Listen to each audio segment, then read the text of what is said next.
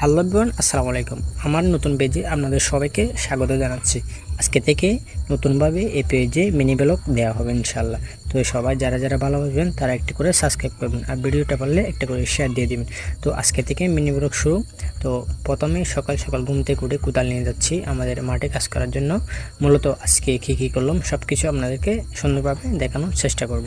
তো সকাল সকাল পায়ে হেঁটে ঘুম থেকে উঠে চলে যাচ্ছি মাঠে কাজ করার জন্য। আগে মাঠে কাজ করার যাওয়ার আগে আপনাদেরকে দেখাই আমার সুন্দর গ্রামটা।